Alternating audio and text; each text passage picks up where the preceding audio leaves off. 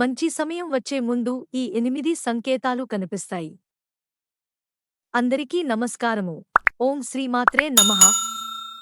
మొదటి సంకేతం, మీ ఇంట్లోకి అకస్మాత్తుగా నలుపు రంగు చీమలు వచ్చి గోల చేస్తాయి. చీమలు వచ్చి గోల చేసి ఏదైనా తినడం మొదలు పెడితే మీ ఇంటికి మహాలక్ష్మి రాబోతుందని అర్థం చేసుకోండి. మరియు మీరు అపారమైన సంపదను పొందుతారు. అటువంటి పరిస్థితిలో ఆ చీమలను పలకరించి పంచదార కలిపిన పిండిని తినిపించండి. రెండవ సంకేతం, పక్షి మీ ఇంటికి వచ్చి గూడు కట్టుకుంటే అది చాలా శుభ సూచకంగా పరిగణించబడుతుంది. అప్పుడు మీ ఇంటికి మహాలక్ష్మి రాబోతుందని మీరు నమ్మాలి.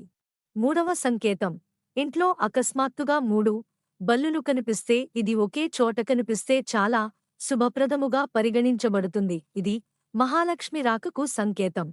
బల్లులు ఒకదానికొకటి వెంబడిస్తూ కనిపిస్తే అది ఇంట్లో పురోగతికి సంకేతం.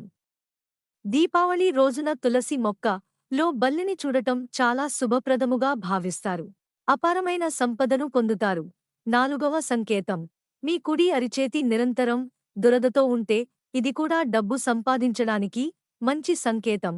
ఐదవ సంకేతం, చీపురు, గుడ్లగూబ, ఏనుగు, ముంగిస, శంఖం, బల్లి, నక్షత్రం, పాము, గులాబీ మొదలైనవి కలలో కనిపిస్తే ధన ప్రాప్తి కలుగుతుంది.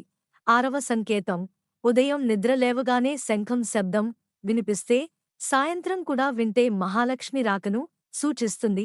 ఏడవ సంకేతం, ఇంటి నుండి బయటకు వెళ్ళేటప్పుడు చెరకును చూస్తే అది కూడా ధనాన్ని పొందే సూచన.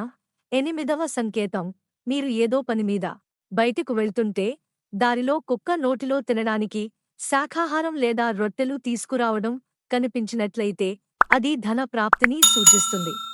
ఈ వీడియో కనుక మీకు నచ్చినట్లయితే ప్లీజ్ లైక్ చేసి మీ ఫ్రెండ్స్కి షేర్ చేయండి. అలాగే మా కొత్త వీడియోస్ మీకు వెంటనే చేరాలంటే మా ఛానల్ని సబ్స్క్రైబ్ చేసుకుని పక్కనే ఉన్న బెల్ ఐకాన్ని ప్రెస్ చేయండి. ధన్యవాదములు.